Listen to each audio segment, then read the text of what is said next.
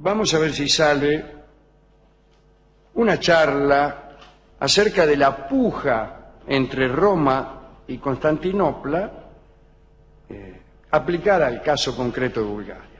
Así que digamos, para empezar, que el cristianismo ha estado históricamente dividido entre Roma y Constantinopla, ya que las dos comunidades religiosas disputaron siempre acerca de muchos asuntos, ¿no? Por ejemplo, la superioridad de la lengua, la antigüedad de la sede, la ciencia, las costumbres, etc.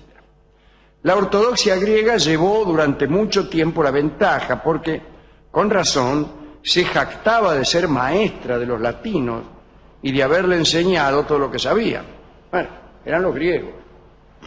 Los evangelios se escribieron en griego y no hay en ellos ni un dogma, ni un rito, ni un misterio, ni un uso que no tenga de alguna manera un origen griego. Vamos, desde la palabra bautismo hasta la palabra eucaristía, bueno, hay griego por todas partes allí. Ahora bien, antes del cisma definitivo que ocurrió en el año 1054,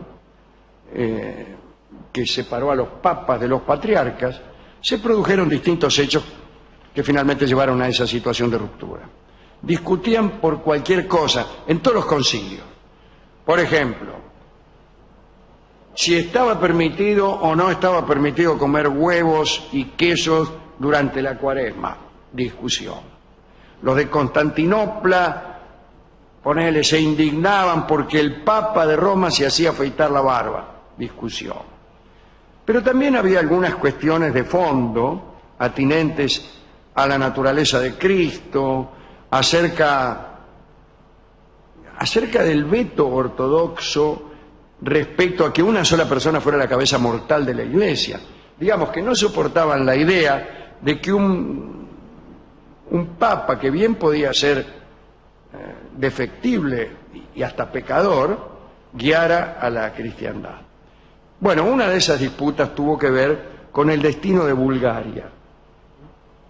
Parece que el rey de Bulgaria no sabía si elegir la autoridad de Roma o la autoridad de Constantinopla, que eran las dos formas distintas de practicar el cristianismo. Y el rey de Bulgaria estaba indeciso. ¿Por qué estaba indeciso? Bueno, porque era un estado naciente. Estábamos en el año 850 y el rey Boris I tenía un origen bárbaro, no un origen fantástico. Su origen era pagano. Bueno, al principio parecía que el tipo se inclinaba hacia las prácticas latinas. Después hubo una poderosa demostración militar de los bizantinos y entonces cambió de idea. En el 865 se hizo cristiano ortodoxo, es decir, griego. Pero la liturgia ortodoxa le parecía demasiado rigurosa. Y entonces, como muchos nobles de Bulgaria participaban también de esa idea, hubo como una pequeña revuelta entre los aristócratas en contra de las prácticas litúrgicas de la ortodoxia griega. Nuevo giro. Boris I decidió aceptar la liturgia romana. Pero antes le mandó al Papa Nicolás I una extensa carta con 106 preguntas. Allí, curiosamente, Boris no se refería a cuestiones teológicas, más bien le preocupaba la conducta y no la creencia. Quería saber si en Roma se podía ser un poco más feliz que con la ortodoxia. Y le preguntaba cosas acerca del rigor. Y el Papa Nicolás I se sintió al principio muy complacido y despachó a Bulgaria a 2 obispos. Respondió a todas las preguntas. Tenía la intención de ganarse el favor de aquellos territorios. Las preguntas eran de este orden. Una, ¿cuántas veces se debía ayunar? Le preguntaba si el sexo era permisible los domingos.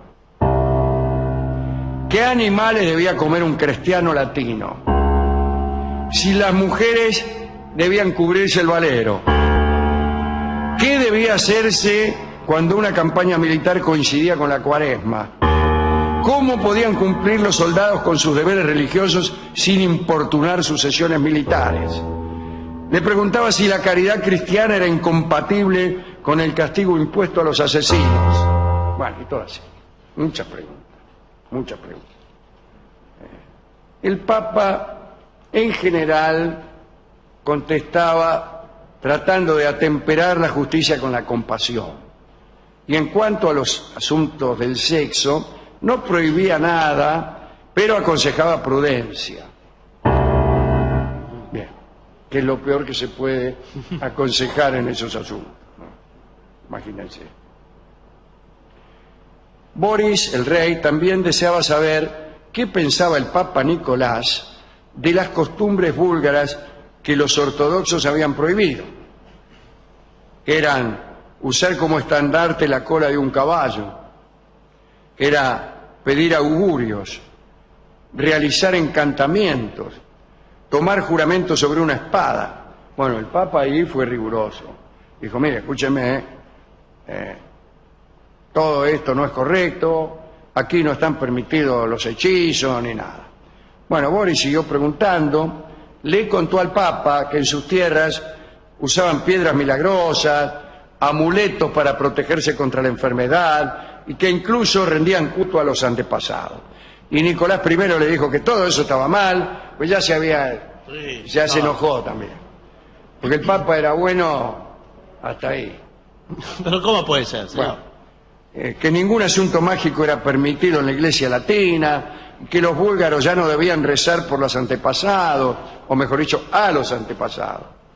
Cuanti más si habían fallecido como paganos. Claro. A todo esto seguían llegando a Bulgaria más emisarios del Papa.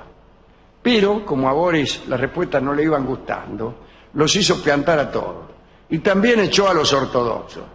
Y aquella lucha por el alma de Bulgaria envenenó todavía más las relaciones entre las dos partes, es decir, entre los patriarcas de Constantinopla y el Papa de Roma. Los expulsados de Bulgaria se juntaron en un concilio y empezó toda una disputa de carácter jurisdiccional basada en las fronteras provinciales, bla, bla, bla, un lío. Finalmente, Boris I fue lentamente abriendo su reino a los ortodoxos. El papado se enojó muchísimo y acusó a los griegos de utilizar el soborno para conquistar a los búlgaros. Y tal vez hubo algo de eso, pero hay eruditos que dicen que lo que decidió a los búlgaros fue una cuestión lingüística. Tuvo que ver con el permiso para emplear la lengua vernácula en los servicios religiosos y en los escritos sagrados. Los griegos ortodoxos se mostraron en eso mucho más flexibles que los latinos. Dicen que los gobiernos francos de esos tiempos, en su búsqueda de unidad, fueron enérgicos latinistas. Bueno, el afán ecuménico de la Iglesia coincidió siempre con el rigor de su lengua universal, que era el latín. Arguyeron los latinistas que el hebreo y el griego apenas podían ser permisibles en el servicio divino. Bueno, eso no es arguir, es intimidar. Casi todos los papas, después de Juan VIII, habían prohibido el uso de lenguas locales. Y así la Iglesia occidental se encerró en el mundo del latín, del cual emergió solo en el siglo XX. Por esa razón perdió a casi toda la región eslava, seducida por oraciones y textos que podían entender. Saben ustedes que el gobierno bizantino, igual que Constantinopla, tenía una tradición de diplomacia multilingüe y empleaba incluso gran número de lingüistas en su servicio civil. En la década del 860, Miguel III eligió para una misión ante los eslavos a dos hermanos, Metodio y Constantino, que después se llamó Cirilo. Y se convirtió en monje, se llamó Cirilo. Este Cirilo inventó en menos de un año una forma de eslavo escrito, de modo que cuando fue a su misión en el año 863, junto con el otro, con Metodio, llevó unas selecciones de los evangelios previamente traducidas. Y nacieron de ahí dos formas de escritura. Una se llama glagolítica y la otra se llama cirílica. Y la cirílica es nada menos que la que usan hoy los rusos. El alfabeto ruso proviene de allí, de Bizancio, y de este muchacho, ¿no? Cirilo. Y es el alfabeto cirílico. No veo que los jugadores de fútbol de Rusia tienen en la camiseta escritas unas cosas, unas mayúsculas, que parecen las mayúsculas griegas. Bueno, no parecen, son griegas. Son griegas, son una invención, una adaptación del alfabeto griego que hizo Cirilo. Así que eso que vemos en Rusia, eso que uno dice, esto lo habrán inventado los zares, o los bolcheviques, o Stalin.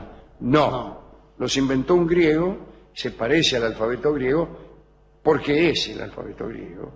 Y bueno, ya saben ustedes que la disputa entre Bizancio y Roma terminó mal. Ahora las dos iglesias están separadas y adoran a Dios desde distintas perspectivas, digamos así. No sé, supongo que la divinidad escuchará en el cielo súplicas y gestos de adoración desde distintos ángulos. No sé cómo es eso, no sé. ¿A quién dedicar esto? Bueno, al amigo Constantino, también llamado Cirilo, que adaptó el alfabeto griego y permitió a los rusos tener ese alfabeto tan particular que permite reconocer el paisaje urbano de Rusia, ¿no? Usted ve por ahí una letra que parece una pi o una e al revés y cosas por el estilo. Y dice, mira esto ruso como escribe, ¿no? Pero uno ya sabe que está en Rusia. Se asoma por la ventanilla del avión y llega a Rusia. ¿Dónde estoy? Rusia. Listo. Se da cuenta porque ve las letras cirílicas y dice, menos mal que me di cuenta de que estoy en Rusia. Distinto si usted está en Bélgica, por ejemplo. No lo ve. Se asoma por la ventanilla y nadie le dice nada, ¿vio? ¿Qué va a hacer?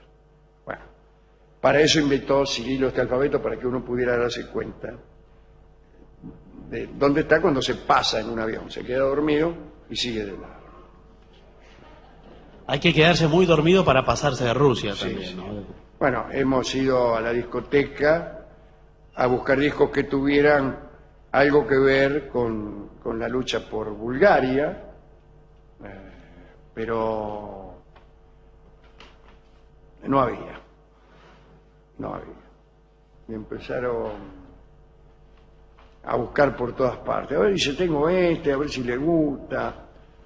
Y dice, mira, tengo aquí uno que cuenta la historia de cómo se enojó el Papa cuando los búlgaros aceptaron sobornos de los ortodoxos. ¿Sí? Sí, hay un tango. ¿Tango? Un tango y se acerca del enojo. Curiosidad. ¿Cómo se llama? Papas calientes. No, pero señor, es otra cosa. Escucharemos entonces este tango que se llama Papas calientes